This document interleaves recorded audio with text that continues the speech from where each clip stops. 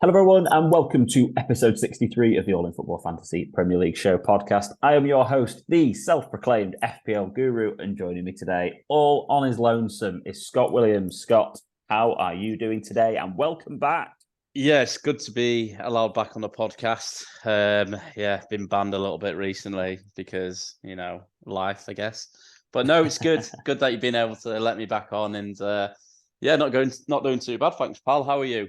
Yeah, doing all right. Doing all right. Enjoying the FPL. Getting towards the end of the season now. So crunch time for quite a few different reasons. As we were just discussing off air, my work league, for an example, and also a couple of cup competitions that we're in, including the All in Football Podcast League Cup, which we'll touch on in a minute. So yeah, lots of fun going on. I'm looking forward to going to Spain next week. So no podcast next week. Sorry, everyone. So this week, can you not fly us out? Can we not do it in Spain? That'd be nice. I think Jude Bellingham's getting all of the press rather than the All In podcast over in Spain at the moment, which is a bit of a shame. But we're going to cover game weeks 35 and 36 this week. Because no podcast next week, and then we'll kick on to the final 2 game weeks of the season. So thank you very much for everyone. But thank you ever so much for everyone for tuning in. Don't forget to like and subscribe to where you get your podcast from, and like the video on YouTube, and then follow us on our social media platforms. I've done this enough. I should have probably get it right by now. On for Pod and on for P, Twitter, Instagram, and TikTok. In particular, Instagram to get your questions in. Thank you, everyone, for getting your questions in to me this week. I really appreciate it. It's really helped us structure this week's podcast. So let's start with our podcast mini league. And David Byrne still remains top. There's one game to go tonight, by the way. We're recording this pre-Man U Brighton. So there's some people have got 4, 5, and 6 players left really to play tonight. David Byrne remains top with a nice, healthy 34-point lead over Jeff Belcher. 1 point further back is Barry Stokes. Barry can't be with us this week. He's had his operation on his leg. So we send our love to you, Barry, in your recovery. And David Byrne and Jeff will be hoping that it's really knocked you off your game before this weekend's deadline. Gavin Webb and Cully Matheru with one of the most jokes bench boosts I've ever seen in my life, by the way. We'll click on it, actually. Now, let's have a look while I'm flicking through here. He got 99 points this week. And you've still got Matoma and Rashford left. So, Anna Stupinian, he's got 3 players to go. You've got 99 points. What an absolutely brilliant week. Your bench boost, Saar -1, Martinelli 1, Tarkovsky 1, and Rico Henry 0. So your bench boost got you 1 point. Unlucky. Bit brutal, that one, Cully. But hey, listen, you still had an amazing week. But shame about the bench boost and how much it's hindered. The other people that have done well this week, though, generally, let's talk about Heather Howcroft, currently manager of the week. Now, anything can happen still tonight. Still players to go, but she does have 5 players in the game tonight. Some people have 6. But I'm going to give Heather a shout out. She used her triple captain this week, which was the optimum time we thought for the rest of the season to use it, didn't we, Scott? Considering you used it as well.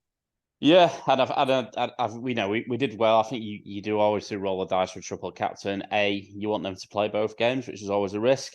B, if you get returns in each games, that's what you're looking for. But I'm just gonna say there was some points left on the pitch. I think Haaland should have had a couple of assists. I'm looking at Jack Grealish, who at the bar and probably should have buried it. So I think that could have been a bit more, but you're happy with a 48-point return, really, there. Yeah, and considering I think this was the game week coupled with the Rashford game week before, which were the 2 sort of prime candidates for it. And everyone who triple captained Rashford got 60 points that week, and everyone who triple captained Haaland got 48 this week. So, in the grand scheme of things, 12 points is a decent chunk, to be fair, but it's basically like 1 attacking return difference. But fair play to everybody who played the triple captainship this week. There was quite a lot. I think it's the most played. I think it's the time that the chip has been the most played this season is this week. So that surprised me. I thought it'd be the Rashford week. Well done, Heather. 110 so far, 5 to play. So we'll see where you go from there. Do we touch on the cup, Scott? Let's talk about the cup. It's all very exciting. The All in Football Podcast League Cup podcast team there beating David Tomlinson 98-69. So well done to us for the little effort we're putting into that team at the moment. To be fair, I've got a whole new idea for the pod team if we do this next year. So if we do it, then there'll be some changes. So it'll be much more exciting. But I'm not going to read through every single one. So 16 fixtures here, but there's a couple of really close matches. You need some returns tonight, Scott. What do you need? Yeah, I need my Brighton players to turn up. Well, play. First of all, can they start? That'll be nice. And then, just to turn up tonight. I've been quite unlucky there with coming against Lewis Evans, who's having a really smashing week. That does take into account my -8 I've taken, which is good. But yeah, it's essentially his Dalot versus my De Gea, and then my free Brighton. So a Dalot red card would be good. And yeah, just Brighton to smash Man United. Yeah, that's what you're cheering for tonight, isn't it? A couple of the big clashes out there at the moment. We're seeing Heather beating Cully. So two of the teams we highlighted. I mean, they've drawn each other in round of 32. I mean, what a tie. You've got Dan Clark currently going out to Steve Cousins at the moment. We've seen David Byrne go safely through. Myself versus Adrian Chippendale, very tight tonight. I need to get 8 points, I think, more than him, I think it is. Well, it is 8 points, says it there, Al. More than him tonight. And it's very close on the free hit. What does it go on, Alex, if it's a draw? Is it? I think it's goals scored. I think it is to go through. I'll double check the points. I think it's goals scored though. Then you have Tom Hughes going out to Nicola Tomlinson. Unlucky Tom. But yeah, he's summing it up in Spain right now. He'll be fine. He'll be fine. And Barry Stokes currently going out to Paddy Madden, and they'd be gutted on that one, Bazzy. The reigning champ looks like he's going out in the round of 32. So very tight. And the clash of the Titans, David Knowlton versus Len Deacon. 100 versus 102. What week for both of them.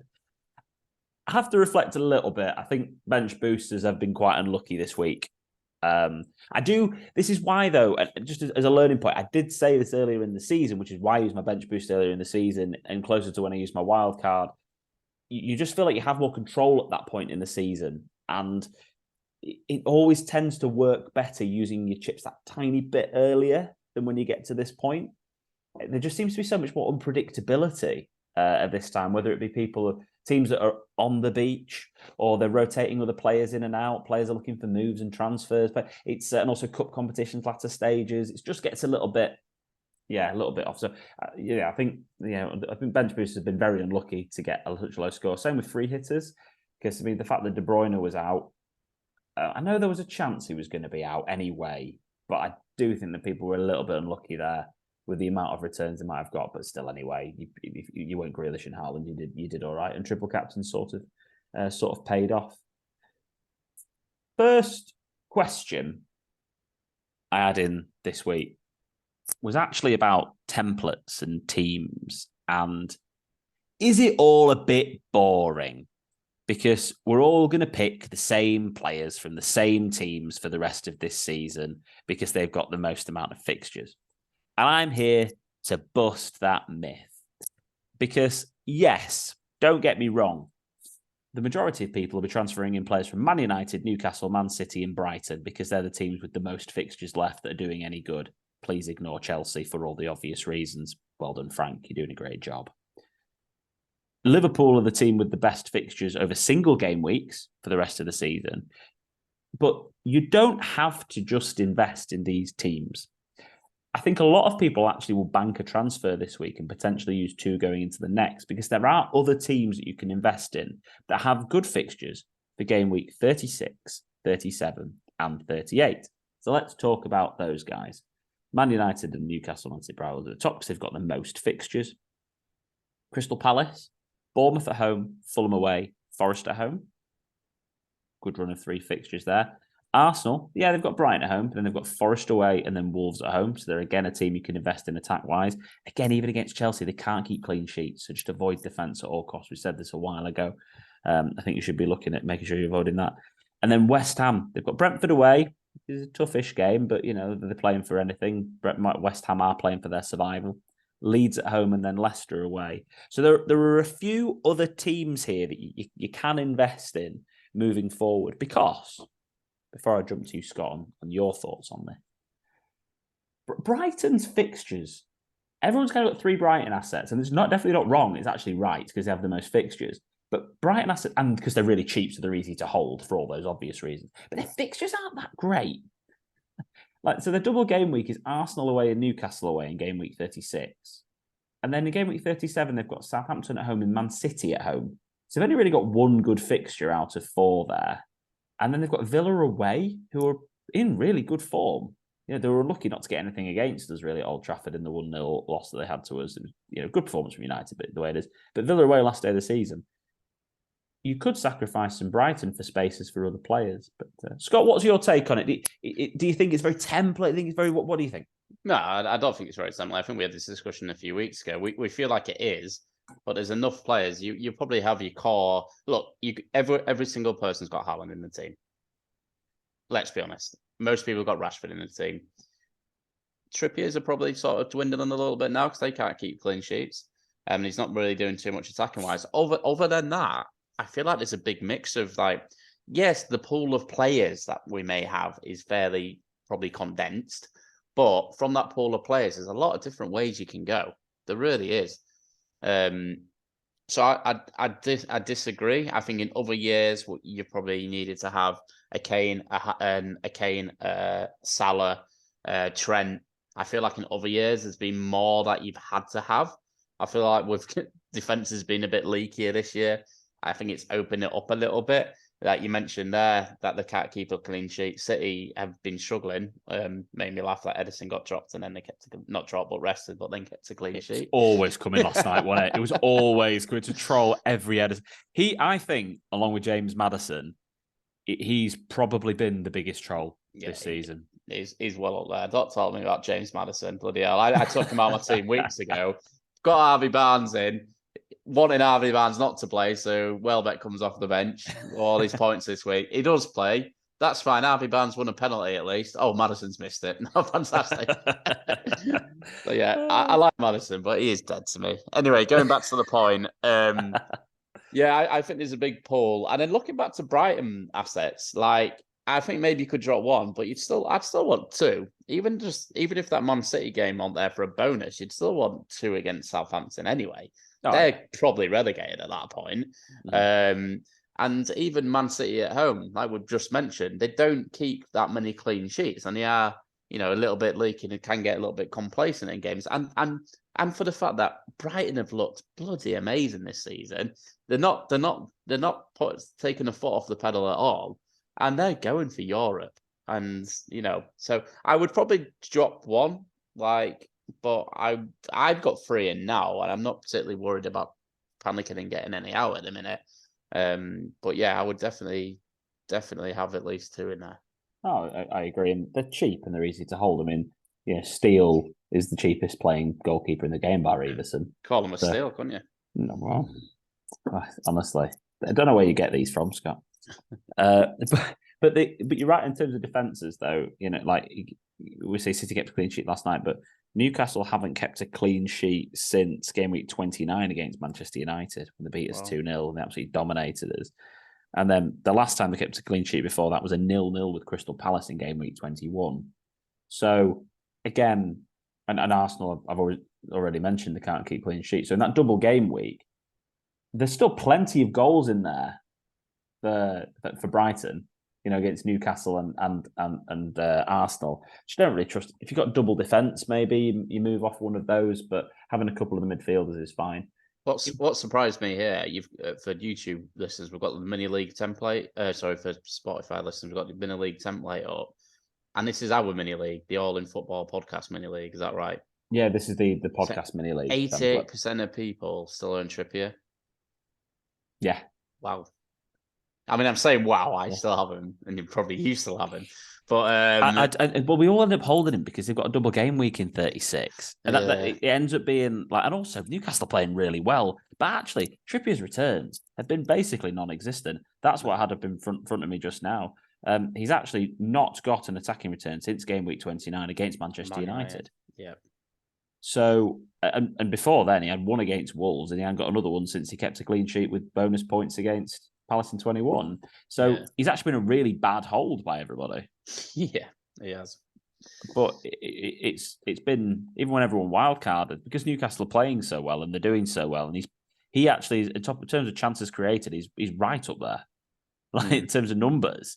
So you end up holding on to him for all of these other reasons. But he's a player you could potentially move off to try and free up some funds to go elsewhere.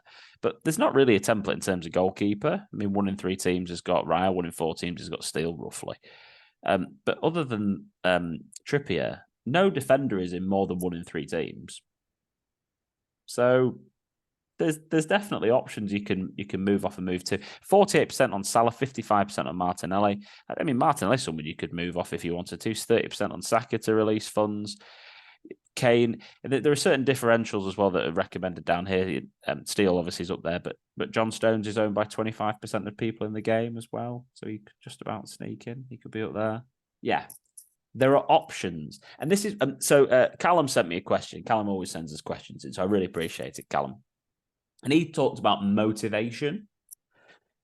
Now, bless Cal, because he's probably out the cup this week. He's not going to win the podcast mini league. And I looked at his cup and his league competitions. He's probably not going to win any of them either.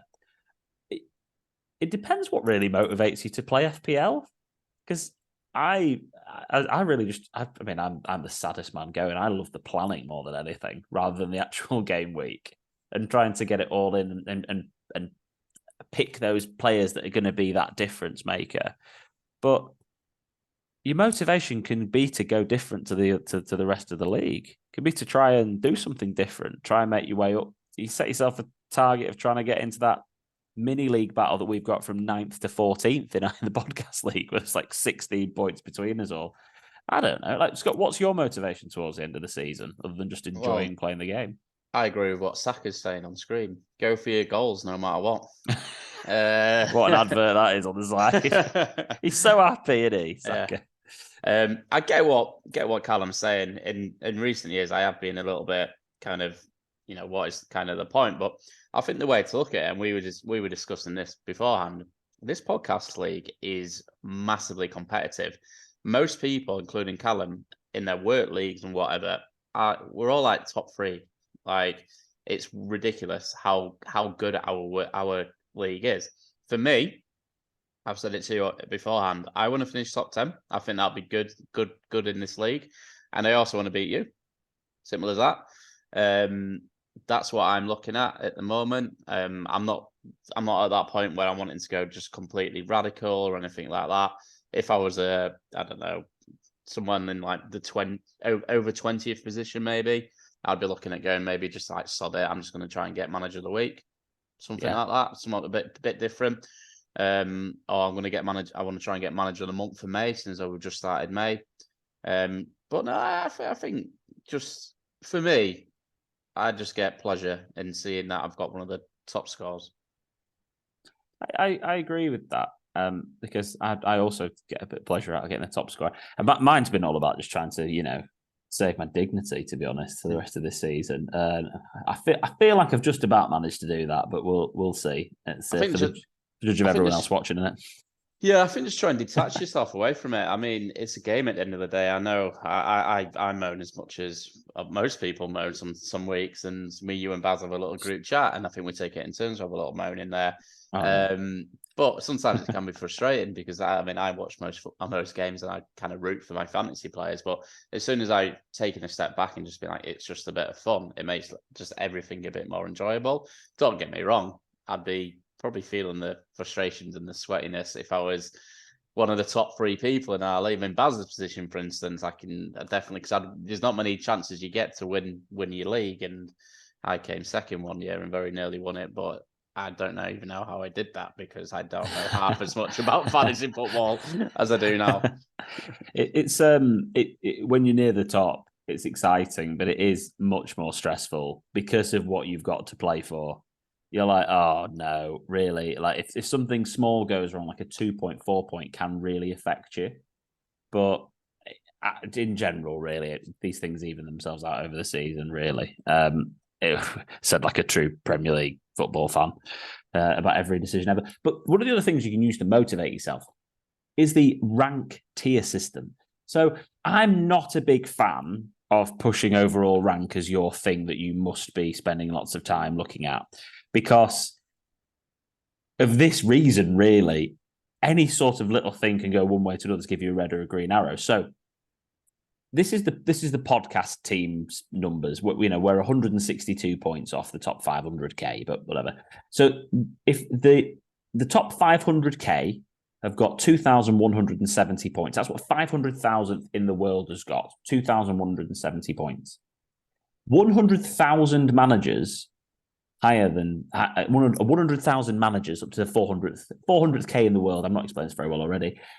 16 points between 400k and 500k in the world. 16 points. You move up a little bit further, and you've got 18 points that separate 400k to 300k. It's so close for your overall ranks. It's pretty ridiculous. Then up the road, a further 25 points from 300k to 200k.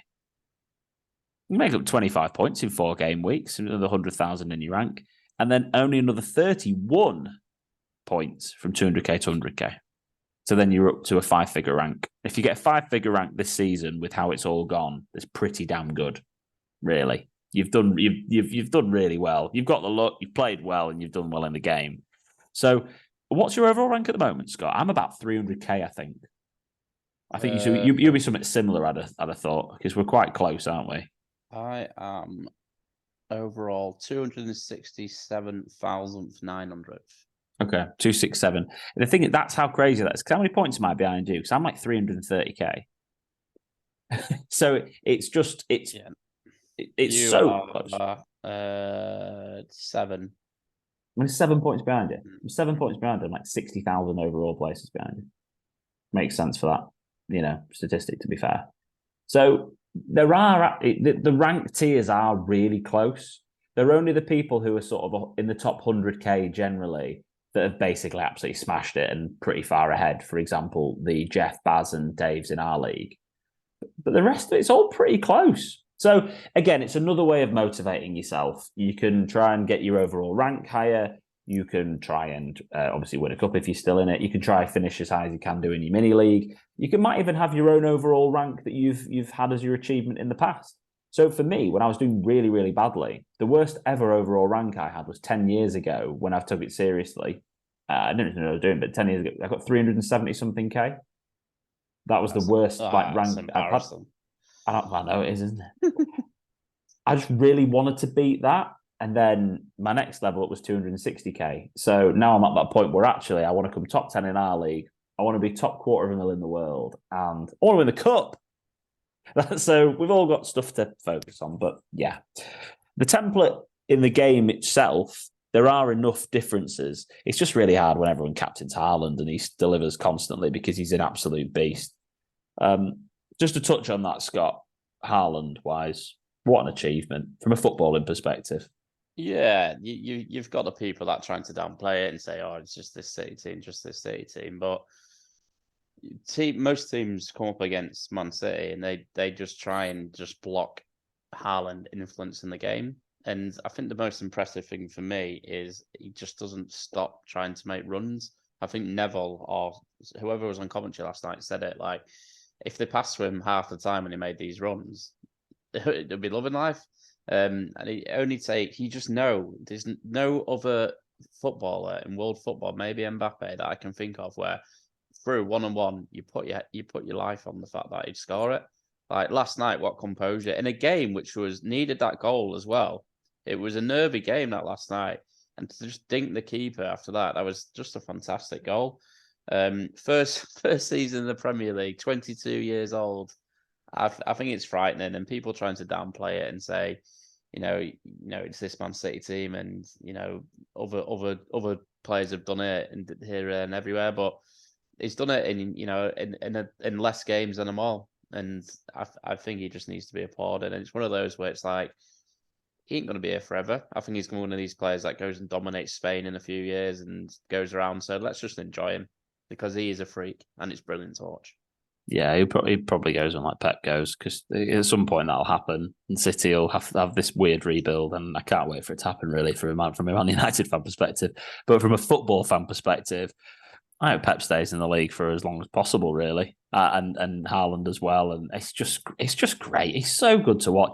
It actually really frustrated me yesterday. City in the first half, I thought were really poor. I know West Ham played well and they defended well, but they just didn't dare play that progressive pass. He made so many runs. There was one where Mahrez had it, and I just have no idea why he didn't slide Haaland through. It was mental. There was so much space in behind, but yeah, they rectified that in the second half. From a City perspective, you can definitely be looking at their defenders for an investment, but again, you're probably looking at attacking returns. Someone like Stones really paid off this week. So he got the goal in the first. He got a goal in the first game, didn't he? No, he didn't. No, that was last week, wasn't it? He scored. Yeah, he scored against Arsenal. He got 2 points against Fulham, and then he got 6 against West Ham. Yeah, so he kept a clean sheet. He scored last game week, didn't he? So, but you can look at him and someone like potentially, it was Ake that scored this week. Diaz potentially again, he's playing in pretty much every game, but that City are going to rotate at some point. They did it with Edison. Edison's statistics are funny. He's not played a full 38 games since 2019. He always gets rotated. It's just that at some point at this point of the season, it's really frustrating for all of the owners.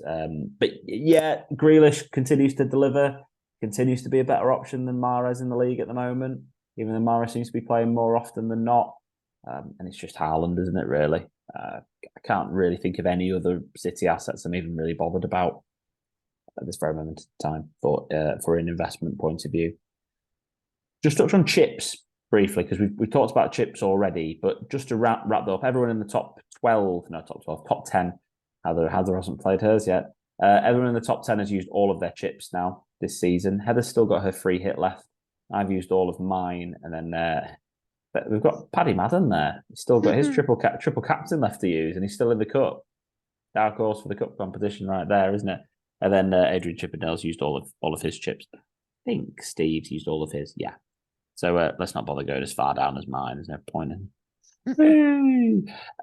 Yes, so chip usage is there. When you look at it, it's very similar when you look at Live FPL. So this is a website where you can check chip usage and player ownership for top 10K ownership, for an example. Total usage in the top 10K.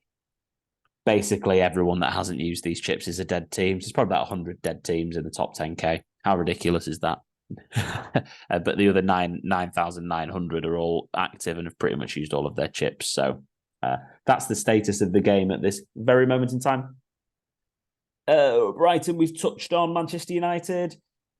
Anyone for me at the moment, it's not Luke Shaw because he's playing centre half. It's Dalot. I mean, Lindelof's done really well for me as well as a really cheap backup. And then in terms of midfield, Bruno Fernandes paid off this week for Jeff. That's his first return in a long period of time. It just seems like Rashford. What do we think of United assets, Scott? It's weird because I'd still be wary about going defence. I don't know. I'm looking at the defence has been great. I don't know why I'd be wary about it. Best this season. Yeah, literally clean sheet. Spurs game. Clean sheet. So yeah, I don't know why I'm wary of it, but yeah, it would be Dalot for me. And yeah, Rashi without a shadow of a doubt for that one. I wouldn't particularly be looking too crazy other than that. The games are not high scoring that they're involved in at the minute. Q a 5-4 United win tonight. It's going to be we're going to concede tonight, 100%. Yeah. But they're not scoring loads and loads of goals. But therefore, I wouldn't actually bring Bruno in. It's just too much money locked up. I don't think I'll be selling him if I had him, but I wouldn't be bringing him in. I think fixtures going forward, West Ham away after tonight when they play Brighton away, which is obviously a tough fixture, but West Ham away is tough. Wolves at home, and you'd back that. Bournemouth away, I think, will be easy for the fact that Bournemouth will be safe. Yeah, they're safe. Yeah. And then Chelsea at home, Fulham at home is a nice way to end the season. I think looking at those Chelsea and Fulham games, I might be more inclined, but then we're getting towards the end, and if they've got Champions League, will they be resting for the FA Cup final? So decisions to be made then and there. But yeah, the dividers don't excite me. No, there's just they're just looking at the statistics there. So in terms of expected goals conceded, Manchester United have the 4th best expected goals conceded in the league this season. In terms of actual goals conceded, they're 4th. But in terms of clean sheets, they're top 15 clean sheets for De Gea. Pope's got 13, and then it's Arsenal, Liverpool, and Villa all with 12. So they're quite far ahead, really, United, in terms of clean sheets. 15 of those is great. But yeah, in terms of actual goals scored, and this is just across the season itself, I think they're 8th or 9th. City, Arsenal, Liverpool, Spurs, Newcastle, Brighton, Brentford, Man United. Yeah, so Man United are 8th for goals scored. We've only scored 49 goals this year. Look who's 9th. Leicester. Just they can't. The defense has just absolutely murdered them this year, isn't it? But yeah, City and Arsenal miles ahead in terms of goals scored. So yeah, United again, decent. It's just decent option. We can talk this blue in the face. Let's do Newcastle, Scott, because they are a debate. We've got Isak, we've got Wilson, we've got Joe Linton. Never thought I'd say that. We've got players like Willock. We've got. What have you made of? Well, I get the stats up here for Newcastle. What have you made of them? And a lot of people are looking at one of their strikers, if not maybe both. Who would you look at? Oh, flip a coin. I don't know. He doesn't seem to want to play them both. If you want a player to not start, you'd be annoyed at the start of the match, and then be happy because he comes on and returns. Get Callum Wilson in. He's been annoying you in draft, hasn't he, Alex? Every time he gets benched and you've got him and he comes on and scores. He's been your Smith Rowe this year, Wilson. Yeah, he has. 8 goals in his last 7 appearances. Yeah, so for that, I'd be more inclined to look at Isaac. He seems to be the one that seems to be starting in a minute. Or, like you say, kind of roll the dice a little bit. One thing I will say for Newcastle, they are scoring 3-1, 4-1, 6-1, 2-1, 5-1 with a 3-0 loss to Villa in the middle. That was random, wasn't it? A bit of a freak result, yeah. If you look like 1, 2, 3, 4, 5, 6, 7, 1, 2, 3, 4, 5, 8 wins in the last 9 games. I mean, they've really caught fire again after the blip, didn't they? Yeah. So yeah, I'll be looking at maybe one of those midfield assets, like you say, like a potentially a Willock or an Isaac for me. Murphy again, a bit more of a rotation. Sent Maxim too injury prone on that one. For me, it would be Isaac, and if I went for another, it probably would be Willock. Seems to be trusting him. Yeah, it does. I mean, say 8 appearances, one off the bench, I think it is. 621 minutes. In terms of midfielders in the last 6 game weeks for minutes played, you have Guimaraes top, of course. He's so key. Shock, he's back. They win 8 in 9. He's so important to that team. I'm kind of glad it got highlighted that before the cup final United and stuff. He just needed. He makes that team tick. But Willock, and then it's Joe Linton. In terms of actual goals and output, though, it's Joe Linton with 4 and 2 assists, Murphy with 3 goals and 1 assist, and then Willock with 1 goal and 3 assists. And that's the attacking returns, the top of that off the last 6 game weeks. Willock offers great value at 4.7, but Murphy's 4.1. It's so cheap. But yeah, you'd expect him to be more of a rotation risk than Willock and Joe Linton. You wouldn't you, anyway? But you never know, do you? If you had to, Scott, and between Wilson and Isak, now let me just read these out of the last 6, these statistics. Wilson has got 9 attacking returns and Isak's got 7. Wilson's got 54 points, Isak's got 49. The XGI that's expected goal involvement is Isak's on 5 and Wilson's on 4.9. Expected assist, Isak's 1.5 to 0.98 for Wilson. So Wilson's quite by far overachieving his numbers, but Isak's kind of hitting his, but Wilson's been doing better. Pick one. Isaac. I will. If they were both starting, I'd honestly go for Wilson at the minute, because Callum Wilson is our little streaky boy, isn't he? He'll be injured soon. But for now, it is. But it just seems Isaac seems to get the nod. I'd love to have right now in my team Trippier, Willock, and Isaac, or Isak, whatever you want to call him. I'd love to have those guys in, and they all offer such great value. Again, you're looking at Willock, was he 4.7, Isak's 6.9. And then, I don't know why I want Trippier. Get rid of him. Don't want him anymore. I want Botman instead. He's cheap and he's a defender and he gets me an assist from an own goal. He was on my bench anyway, but still, there you go. He still managed to deliver.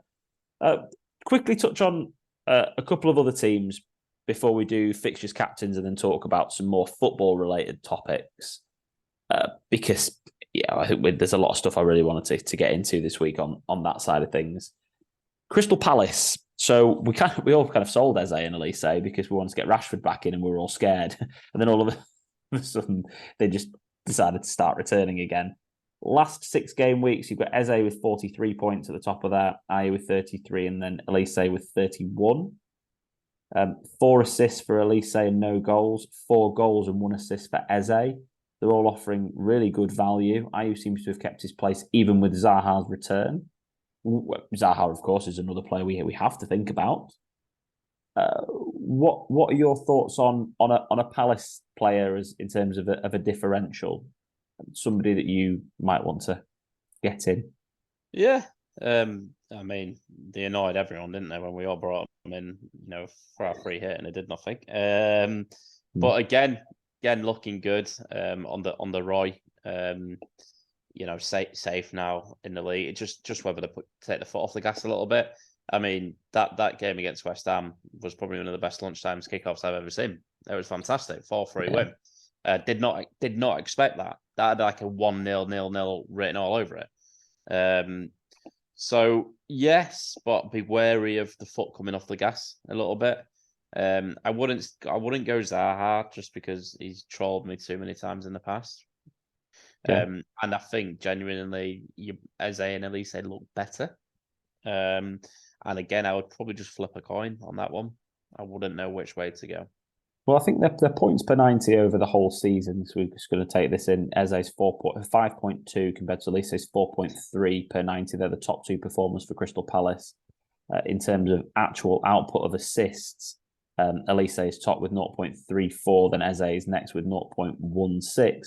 But then in terms of goals, Eze's 0.32, Zaha's 0.29, and Elise's down in 0.08. Basically, Elise's goal output this season isn't good enough, really. That's the end. That's it. I mean, he scored that worldie free kick against Man United to end our title hopes after 1 week of being in the title race, which was what a free kick. I think I'd go as well, wasn't it? Absolutely, yeah. Very last minute. We should have buried that game as well. But Eze would be the pick for me after I would have gone for Elise on a free hit. So how that's changed, eh? Well done. Toys off the guru. Eze is who I would go for. Quick final word on West Ham.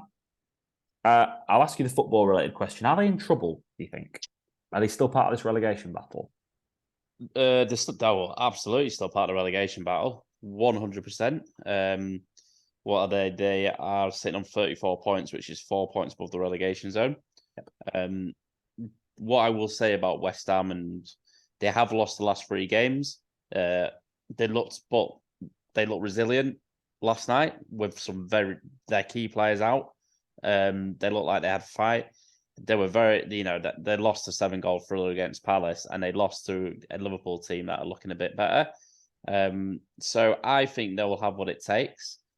The worry for me, from a West Ham fan, have they got one eye on the semi-final of the Conference League, and when are they going to get the key players back? So yes. Declan Rice, they need to get him back. I'm not sure. Was it an illness or dodgy curry? I think dodgy curry. So he was ill on the morning. I think they had the same. There was a few of them, weren't there? Yeah. So they're probably quite happy that happened in that game. City away, not expecting anything anyway. They'll probably took a 3-0 loss before the game. To be fair, I think they'll do enough. They've got a home game against Leeds, and they've got a away game against a Brentford team that might be on the beach. Yeah. So, and a bit of a London derby as well. And I'll be honest, they've got Man United at home as well. I think that crowd will be rocking for that game. I think they'll do enough. I think the teams below them, i.e. Leeds, Everton, are just looking much, much worse. But I think they're just about doing enough. And I will just say this now. I think the decision not to get rid of David Moyes finally a club has decided to stick with a manager that has been fantastic for a number of years now, and I think it will pay off. You've got other teams, which I know we're going to touch on, have panicked, got rid of managers, and it's them in the backside. Yeah, I couldn't agree with you more there. West Ham options, I think you should take a look at them. 36, 37, 38. There are certain players, for example, like I think Paqueta actually looks like a really good player. I think he'd do really well next season in FPL as well. Ben Rama comes off the bench a little bit at the moment. Fornell's got a start. But Bowen has been threatening to do well for ages. Just keep an eye on them. There could be hopefully a differential in there for you, 36, 37, 38. You're obviously not going to look at them this week. But let's look at the fixtures for 35 and 36 and do captains. Relatively boring captain, I think, for game week 35. But deadline is at 1:30 on Saturday. So it's a later deadline on Saturday. And what this will mean is, for all of the Kenos out there, is that you're probably going to get team news, early team news for all of these 8 teams at some point as someone on Twitter. So if you do want to be really keen and hold your transfers and this, that, and the other, and if you wait and see if De Bruyne is going to start or not, you will probably get some. I tend to just basically ignore all of that because it drives me nuts and there's too many fake people out there. But you can, there's a few accounts you can trust. FPL Focal's a really good one to look at. He's got 100,000 followers, etc. So tends to break early team news. But Bournemouth, Chelsea, City, Leeds, which is breaking the 3:00 blackout, isn't it? Sky Sports, the tele game. Spurs, Palace, and then Wolves, Villa. Then it's Liverpool, Brentford. Before you get into the nitty-gritty of Newcastle, Arsenal, West Ham, Man United. You've got Fulham, Leicester, Brighton, Everton, Forest, Southampton, all happening on Monday. Haaland and move on, captain? Shoot. Yeah. It's just there's just no other real option there, is there, to be fair? And then game week 36, we're looking at Saturday the 13th of May at 11 o'clock. So it's the regular deadline on the Saturday the 13th of May. We kick for the early kickoff with Leeds against Newcastle. Then you got Villa, Spurs, Chelsea, Forest, Palace, Bournemouth, United, Wolves, Southampton, Fulham, Brentford, West Ham, Everton, City, Arsenal, Brighton, Leicester, Liverpool. And then you've got the double game week fixture of Newcastle versus Brighton. Oh. So captain-wise, a lot of people have discussed Newcastle in particular in this game week, and they've discussed potentially an Isak specifically as being the main candidate because he seems to be getting the starts, if not as a Wilson, as a bit of a punt B. Obviously, he's coming off the bench a little bit more, so his numbers don't really... He expected numbers to deliver to his current numbers, but he's still delivering. It's either him or, Haaland has Everton away. That could be quite a tough game. But Rashford will probably be at home to Wolves here if he starts, which is I'd back us in that match at Old Trafford. We're a different team at Old Trafford to being away. Salah's away at Leicester. Where's Kane? Not Kane. Is it away at Villa Park? What do you think captaincy this week? Are you going to look at double game week, or are you going to go Rashi Haaland? I think what's important when you look at a double game week is what what the fixtures. Great analysis, Scott. Brilliant. Yes, it is. Yeah, we get so lost though in a double game week and actually not actually look what the fixtures are. And Leeds away. I don't know why I'm so like. That should on paper be a really tricky game for Newcastle. I think that's going to be a tricky game, especially as an early kickoff, especially with Big Sam there. I think that's going to be super hard to break down, especially if the crowd's rocking. All it takes is a Newcastle goal, though, and that crowd will turn toxic, which I experienced the other week when I was there. And that's not me having to go at Leeds fans. That's every club that are in their position. Their fans would do that. Yeah. And Brighton at home. It's still a really good Brighton team that will be going for Europe. I think I would, just because of the fixtures are not too bad. And there's always a pet roulette worry for Man City. What will happen between then and now? If Arsenal drop points and they do it, the title's going to look like it's going to almost be wrapped up. Mm-hmm. They want to win the Champions League. There's always a worry in there. I think if that fixture was reversed, I think there's a big chance that he rests Haaland. But because it's at Everton I think there's much less of a chance. So let me throw this at you, which is exactly the point that you're making. If Arsenal lose to Newcastle this weekend, that's they're playing this weekend, aren't they? This is the game week 35. The Arsenal Newcastle's this week. If Arsenal lose to Newcastle and Man City beat whoever they're playing, I can't remember, they're not playing Everton, whoever they're playing, they're at home to, we've just said about him being captain, Leeds. They should beat Leeds. They will basically have the title wrapped up with a game in hand, in essence. The Everton game is sandwiched by the Madrid semi-finals. If the first leg is what are they at home or away first leg? I don't know, actually. I don't know that information. I'll find out. For City, but they're sandwiched. This game is sandwiched between that semi-final. I do think that there's a chance Haaland gets benched in 36. They're away first game. They're away first game. Okay, ideal for City. If they go into that second leg level or 1-0 down, there's a very good chance, especially if Arsenal lose to Newcastle and City beat Leeds, that he gets benched for that. That is that game week 36 in between that Champions League semi-final, because we all know that is the game that, I mean, don't get me wrong. I mean, I'm sound like I'm being, I was backing Arsenal to win the league earlier on because, I kind of wanted them to, really, more than anything else. But City, they won't bottle it from here. That's the game that basically defines this. If they get through that, I think they probably beat us in the cup final, which is a shame. And I think they beat whoever it is in the one of the Milan teams in the Champions League final.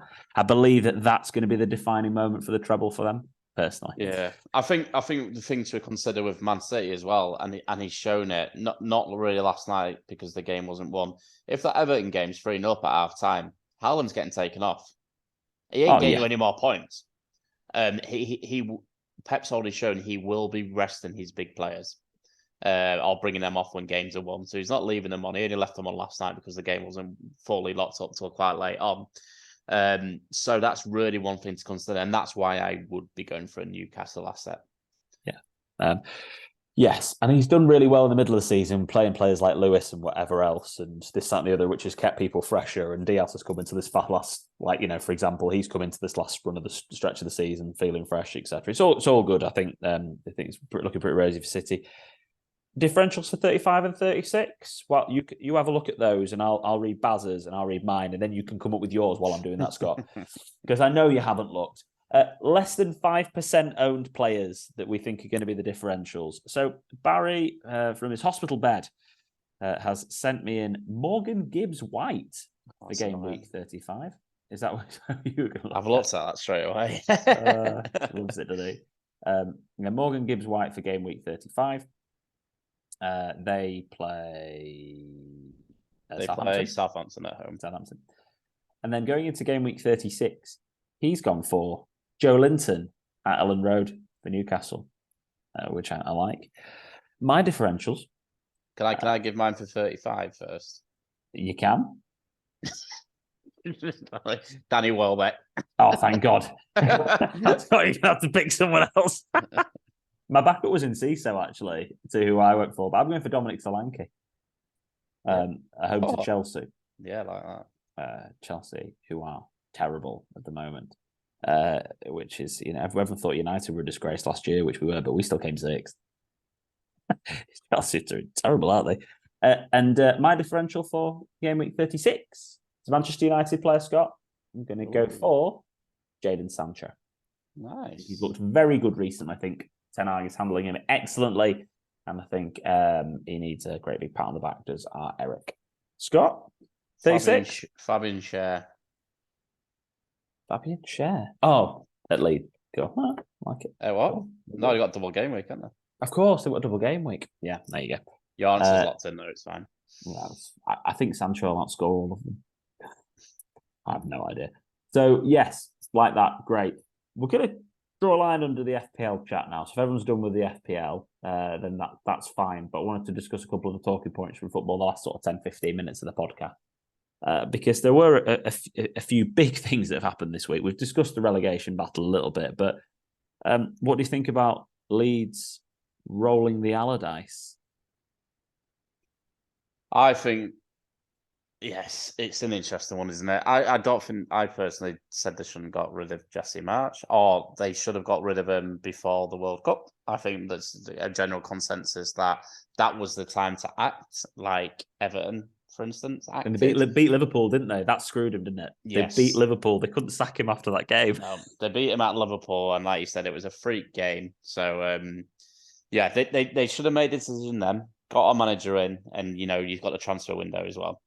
Um, the club, I'm not going to sit here and pretend to be an expert in what's going on at Leeds. We've got enough of our friends that do that, but the signings they've brought in have clearly been hit and miss. They spent a lot of money. That they brought in the record signing. Whatever his name was, Wobber, is that it? Wobber? I don't know.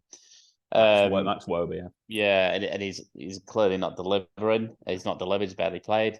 They were doing all right initially under Javi Gracia.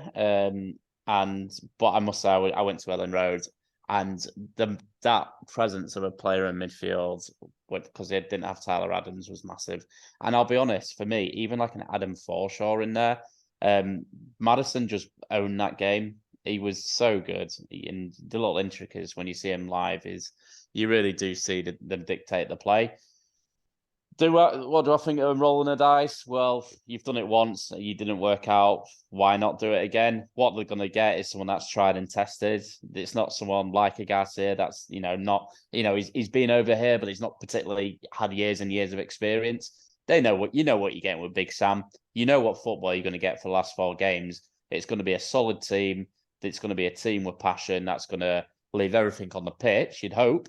You don't want to be going into that dressing room at half time and getting a rattling from Allardyce at the end of the day. And he's already said, you're just going to have long balls up to Bamford or whoever up top, and they're just going to try and win games 1-0. And Leeds fans ain't going to be pretty to watch for 4 games, but let me just say something from a perspective of a fan that's supporting a club that's had some real bad times. You've had 3 amazing years, and you've had a struggle the last 2 seasons. You're still in the Premier League. If you survive in a Premier League, look where you were a few years ago. You were in League One. You were playing my team. Look where you are now. If you can survive, that is another good season. You rebuild and you go again. It's a banter era at the minute. But I don't think it was the worst decision. I think the bad decision was not getting rid of March before the World Cup. And we'll see what happens. I think they're in a lot of danger. I think they beat Spurs last game of the season at home. The next 2 games, I mean, they don't beat City, they lose that. And then if they got Newcastle at home. Yeah, they've got a couple of tough games. They're right at the bottom here. Newcastle at home. And then West Ham away. But again, that West Ham away game, you're looking at the semi-finals. It comes after the semi-final second leg. So they're going to have left everything on the pitch, West Ham. Yeah. There. And if I'm right, it's be a Sunday game, I'd have thought. So it'd be Thursday, Sunday. I'd have thought. I will double check that actually before I start telling people when the games are going to be. But yeah, I completely agree, Scott. I think the 17th, they're still not in the relegation zone, still can survive. It's just putting the ball in the back of the net for Everton. They've actually created a lot more. They're one of the top chances created teams up there, and then Leicester can score a lot of goals. I mean, they're up there in terms of scoring goals. Leeds that's where they scored 43. I don't know. I still think there's twists and turns. 4 games to go. It's still anyone to go down. Big mistakes. That can be Elsa in the first place, my personal opinion. But hey, listen, hindsight's a very wonderful thing. I could understand actually why they did it, but and then Jesse Marsh was just always the wrong appointment. Everyone could see that from day one. So it's just very. It's a tough one, though, isn't it? Like you look at Villa, sat the manager, it's turned out well for him. You look at Wolves. I know that they are 14th, but they're safe. Sat the manager, it's turned out well. I think. Sorry, on those 2, before they sacked Gerrard, who no Premier League pedigree at all, and they brought Unai Emery, who is a European Europa League, isn't it? He's a cup winner.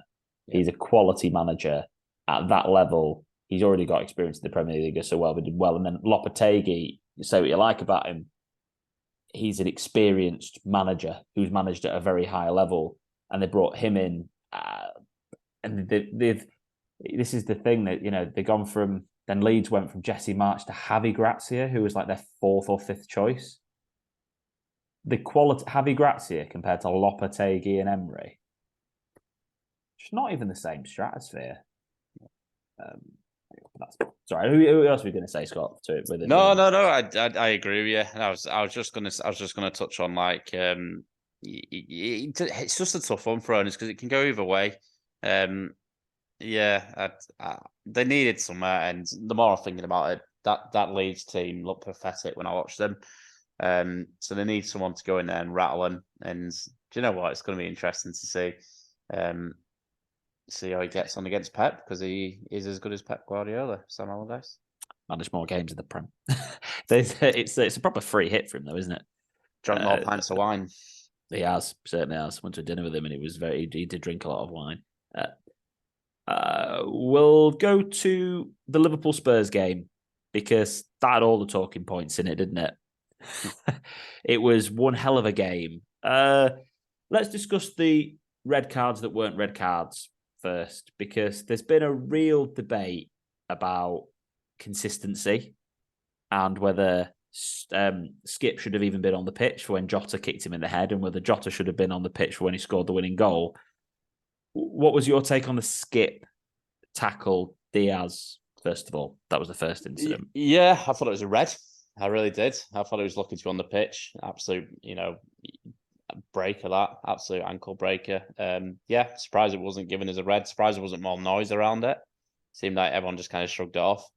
Red for me. Yeah, shocked it wasn't given. And see, I don't agree. I think it was. I think the way. I think this is where slow motions really doesn't do it any favors, and I think it's a little bit. I think it's just the whole thing's just a little bit unlucky, really. To be honest, he's got one foot on the ground. He has connected and on his anger. If it had been sent off, he couldn't complain about it. Let's just put it that way. But did he get a yellow card for it? I don't think he did. Was it corners given? I think he got a yellow. No, for me, it was a yellow card. I don't actually know what was even given at the end there, but for me, it was a yellow card because of more of an.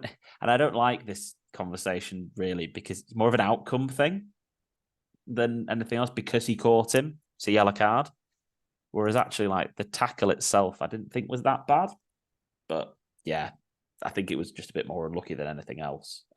In terms of our group vote that I did, which I know a lot of people were just trying to wind up Cully with, everyone said that it was a yellow. It wasn't a red card. So, but yes, I know Cully thought it was a red card as well as a Liverpool fan. But there you go. Jota, blatant red, horrible decision. Don't get me wrong, I had Jota in fantasy football. I was praying, but I was like, yeah, that's a red card all day long. I was already moaning in the group chat about it. How that's not a red card is a really bad decision. So the conversation is with that, because I completely agree with you, blatant red, and it's such a red card. And the biggest reason for it, because people are all comparing it to the Haaland-Anderson one earlier in the season. I don't know if you've seen the comparison in terms of the footage at all, Scott. Yeah. So from my take on that, just to go on, is that the big difference is Jota's eyes. And what he can see in front of him the entire way is Skip and his head. Anderson's coming from the other side of Haaland and behind him, and it is quite blatantly it's probably more Haaland's ball than anything else, and Anderson's put his head on the line to get rid of it. Whereas the Jota Skip incident was much slower, and it wasn't really a 50-50 ball. It was Skip's ball, in my opinion. I don't know what was your take on it. I don't think they're comparable. No. In terms of the red card. I agree with you. Yeah, and I think the Haaland one he was kind of trying to pull out as well a little bit when he saw him quite late on. They're just totally different because and they're both going for the win. It's a close game, and you could see him, and it was just such a horrible tackle.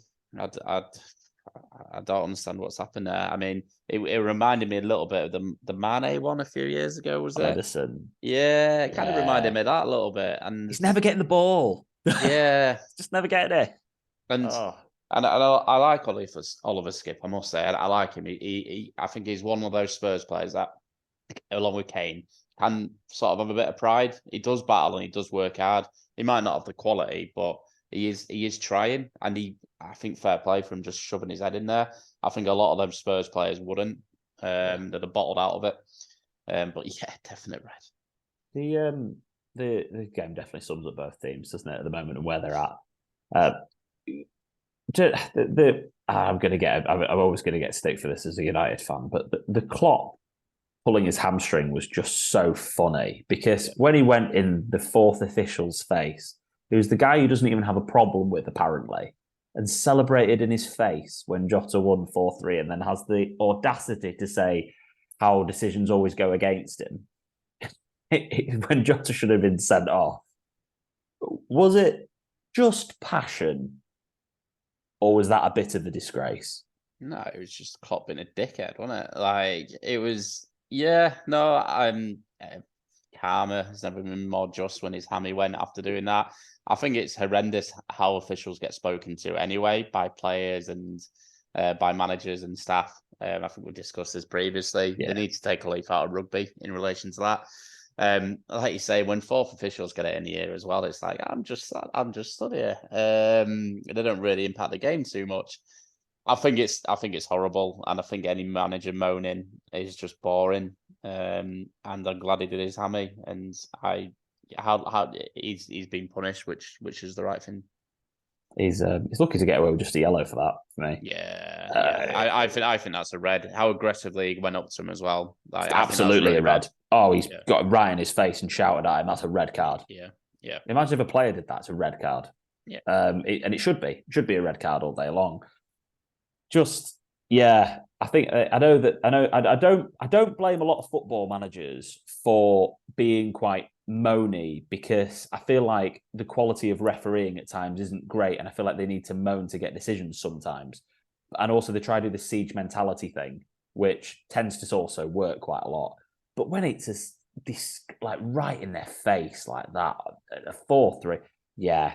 Anyway, but whatever. Klopp's got a track record of that. Grass is too long, grass is too short, it's too wet, it's too dry, and everyone else's fault but his own.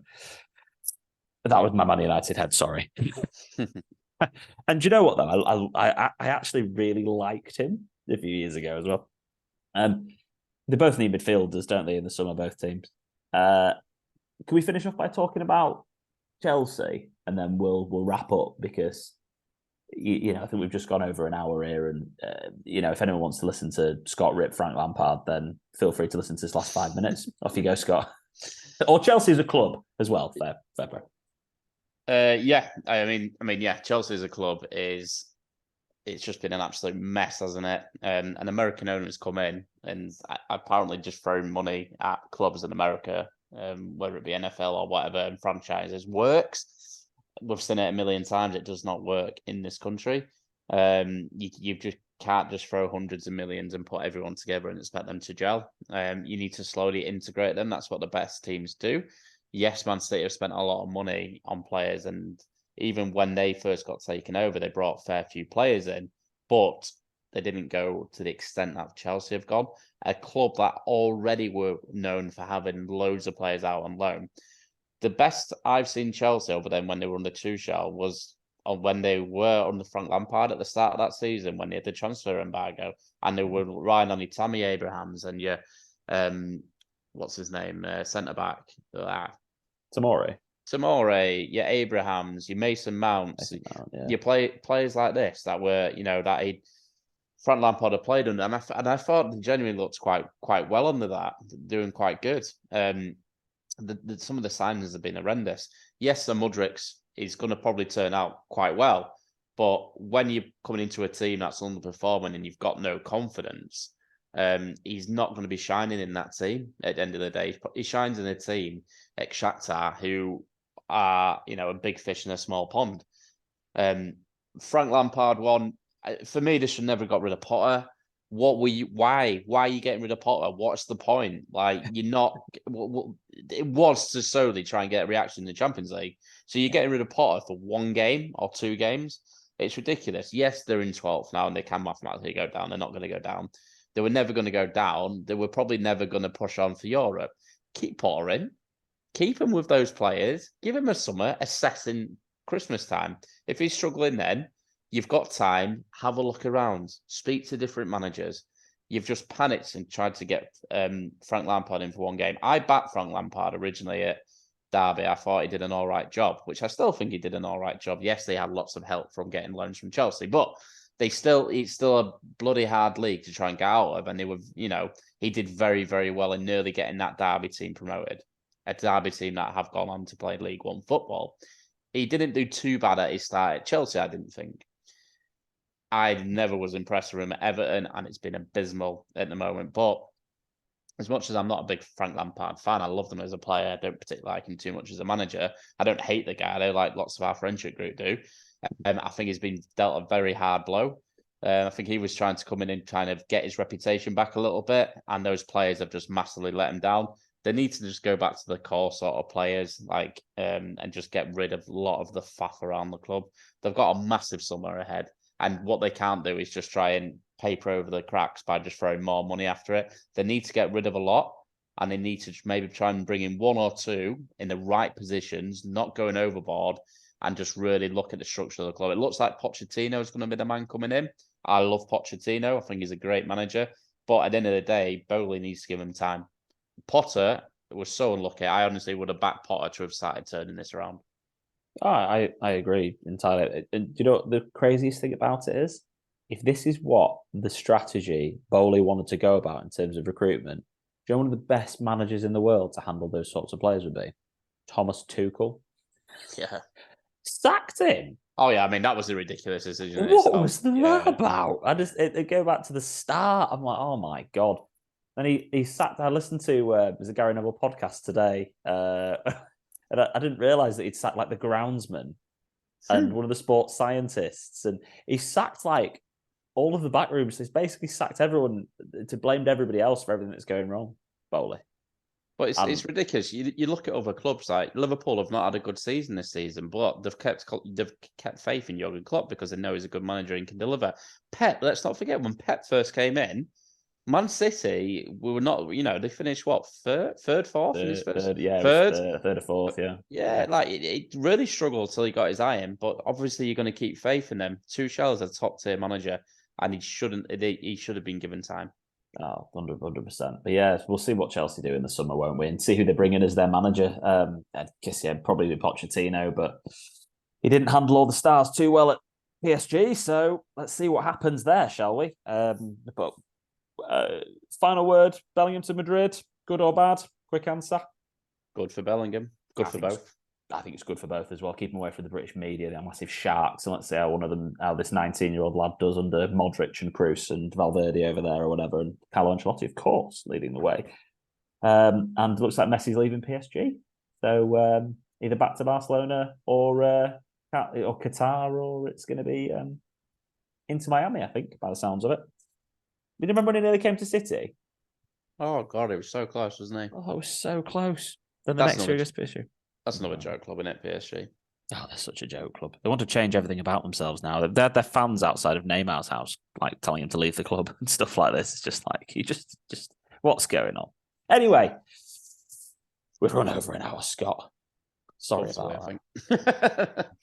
No, just chatting away. I love to chat about football. Thank you ever so much, everyone, for tuning in. Thank you for listening to the podcast. We will not be doing one next week. I am going to try and get a tan and then come back to review the final 2 game weeks of the season. Good luck in the cup competitions. Good luck tonight. Good luck in the leagues. And thank you ever so much for watching the video or listening to this podcast. Don't forget to like them, subscribe them, rate them, give us loads of stars, tell us we're really nice and good, and follow us on our Instagram platform, All in Football Pod, P, Twitter, Instagram, and TikTok. Scott, thanks for joining me. You're welcome. Been lovely to have you back. Good. We'll try and get everyone back together next time. Well. Get a band back together. Get the band back together. And thanks a lot, and bye for now.